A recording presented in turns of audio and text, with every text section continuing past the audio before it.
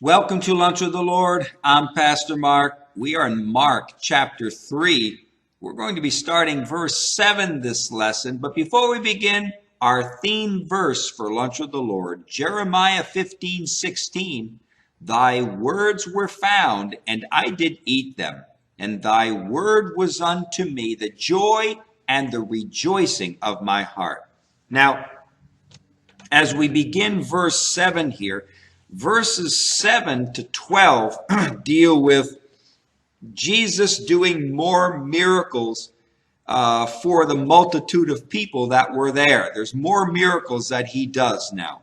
So in verse 7, let's read verses 7 and the first part of verse 8. It says here, but Jesus withdrew himself with his disciples to the sea, and a great multitude from Galilee followed him, and from Judea, and from Jerusalem, and from Idumea, and from beyond Jordan.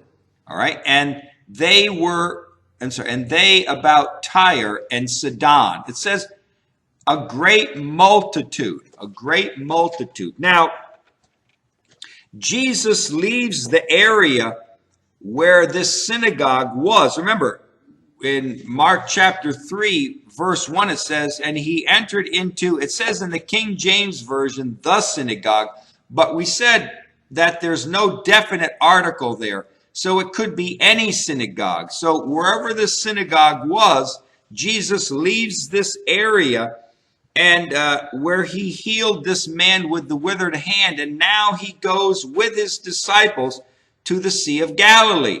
And remember, when it says here that he went with his disciples, it means that it's not talking about the 12. Not talking about the 12. He hasn't chosen the 12 yet. We see this later in this chapter 3. He chooses the 12. So when it says here he goes with his disciples, it just means all of his followers.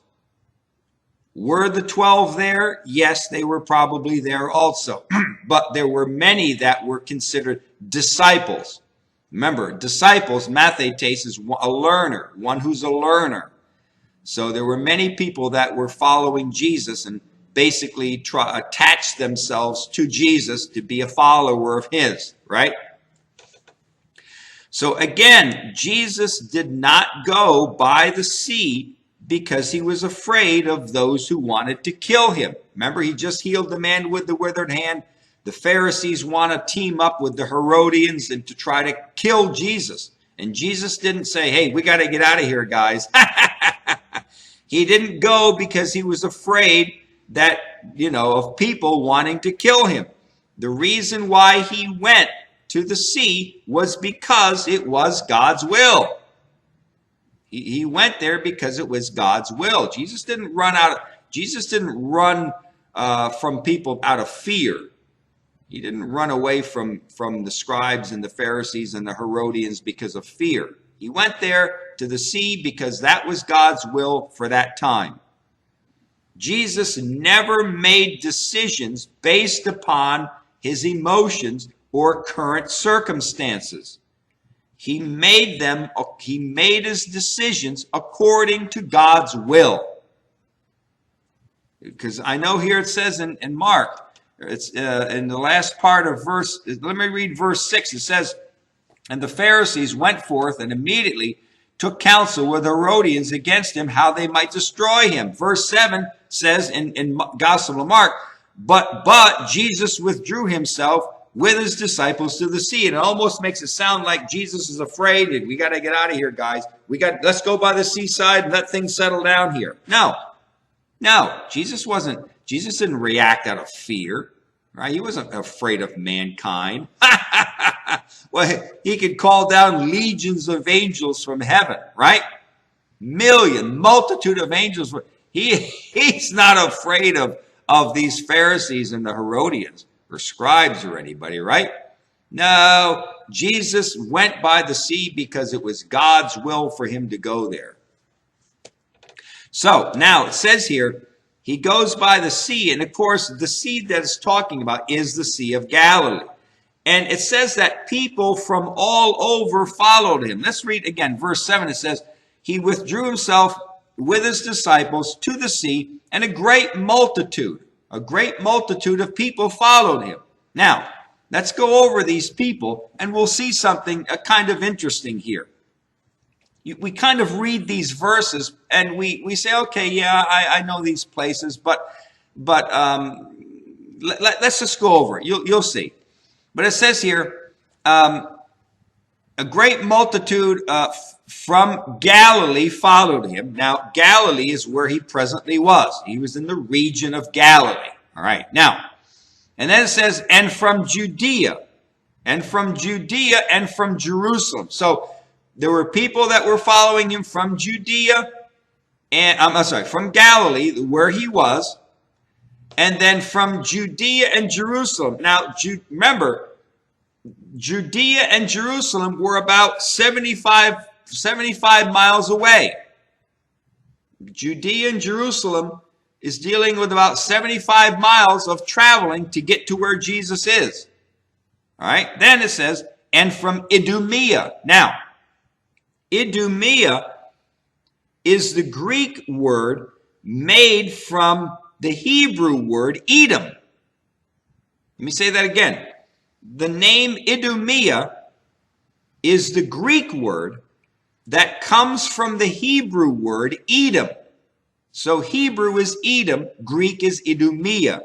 Now, the Edomites, who were the descendants of Esau, remember Esau? Esau was Jacob's brother, and he sold his birthright to Jacob. Remember, Esau did. So the Edomites are descendants from Esau. And they formerly lived in what is known as Idumea, the area of, in Jesus' time, it was called Idumea. But back in Esau's time, or earlier, it was called Edom. So this area of Idumea is approximately 100 miles from the Sea of Galilee, where Jesus is. Jesus is by the sea. So now you got people coming from Galilee. You got people from Jerusalem and Judea, which is 75 miles away. Then even south, more southern from Jerusalem and Judea, is the land of Idumea, which is south of Judea, which is about 100 miles away. So people from Idumea are traveling all the way up to Galilee to get to Jesus to be a follower of his. Then it says here, and from beyond Jordan, right? Beyond Jordan, which is the east side of the Jordan River. And then it says, and they about Tyre and Sidon. Now we're going north. Tyre and Sidon. Which north of the Sea of Galilee, all right?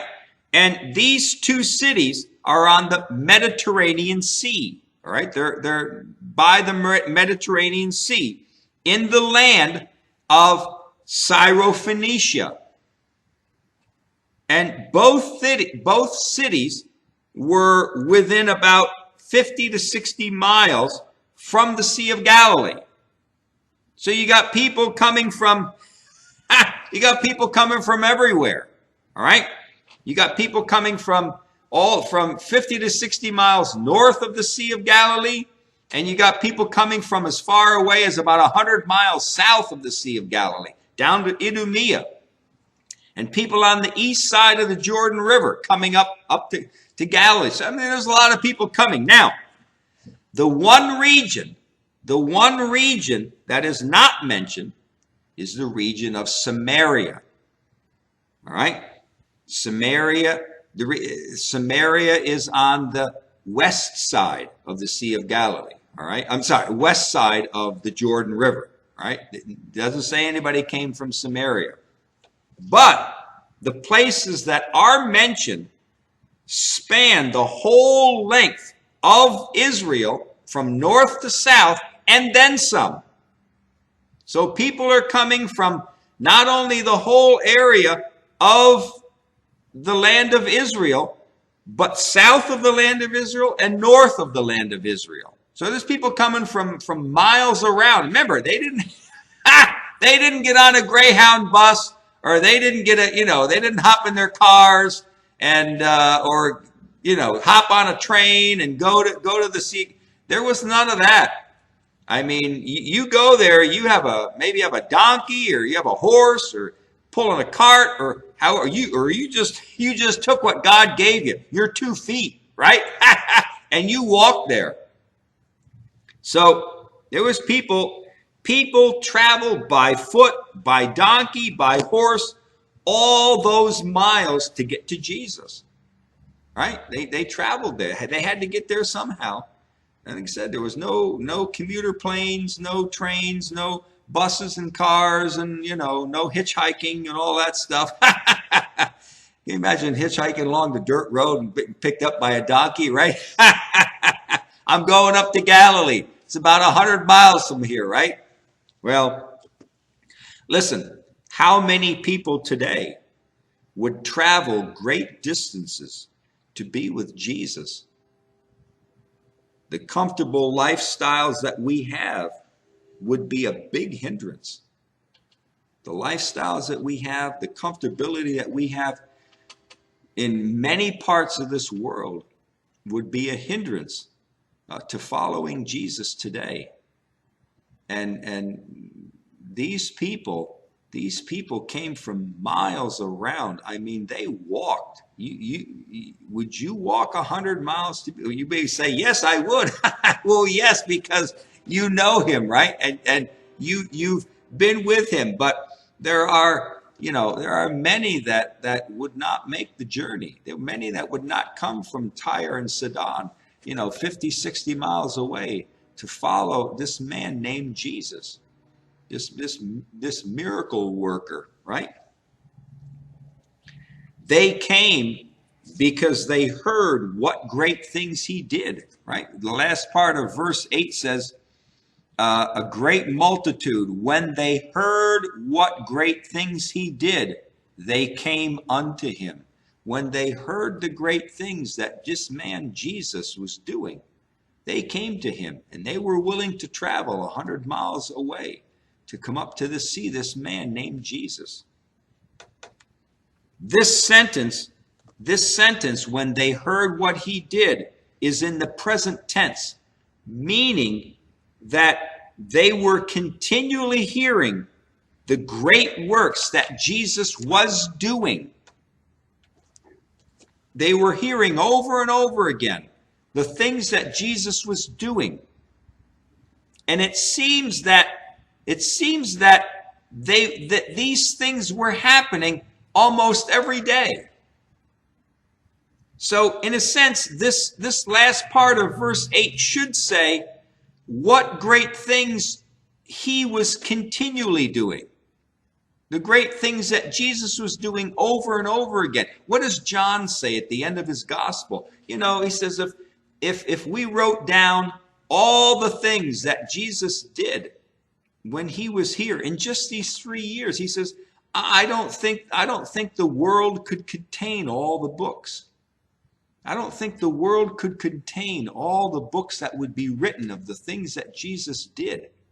I mean, we read the Gospels and we think, you did just this in 3.5 years. No. There's many things. Listen, you haven't heard the half of it, right? The half hasn't been told of the things that Jesus did. The Gospels are just giving us just scratching the surface of the things that Jesus did while he was on earth. He healed many people. He did great things. And people were coming from miles around to want to be with this man named Jesus. Right? And it says here in the last part of verse 8, and they came unto him. Right? They came unto him. All of these people coming to Jesus from all these different parts of Israel and beyond was the fulfillment of Isaiah's prophecy in Isaiah chapter 42, verses 1 through 4. Isaiah, let's read Isaiah 42. Let me get there. I didn't mark it out in my Bible. I usually do. But Isaiah 42, verses 1 through 4.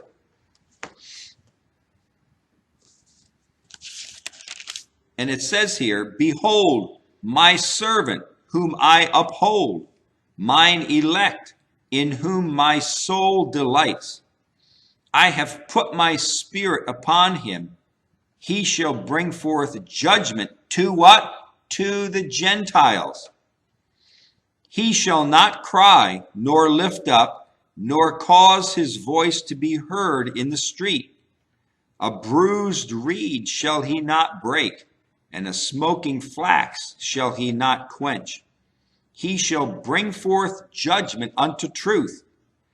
He shall not fail, nor be discouraged, till he have set judgment in the earth, and the isles shall wait for his law."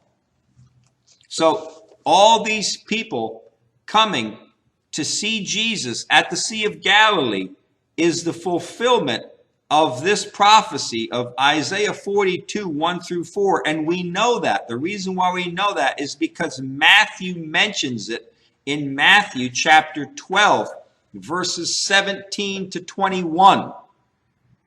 Matthew sees this, and he goes back to Isaiah's prophecy, and he says, this is the fulfillment. This is the fulfillment of Isaiah's prophecy. It was God's will. Listen, it was God's will to reach out to who? To the Gentile. To the Gentiles, even before the first church did. You may say, well, Peter was the first one who reached out to the Gentiles in the church, and well, he is. He's the first one that reached out in Acts chapter 10 with Cornelius, right? God showed Peter and the rest of the disciples that God wanted the gospel to the gospels, but to the Gentiles. But Jesus reached out to the Gentiles too. People were coming from Idumea, right? The old land of Edom. And people were coming from Syrophoenicia up in Tyre and Sidon. There were people coming from all over, and Gentiles were there. Not every one of them was Jewish. They were Gentiles too. Jesus was reaching out to the Gentiles even before the first church did. All right, we're going to finish there. We're going to continue on in verse 9 next lesson. But until then, walk with the Lord. I know he walks with you.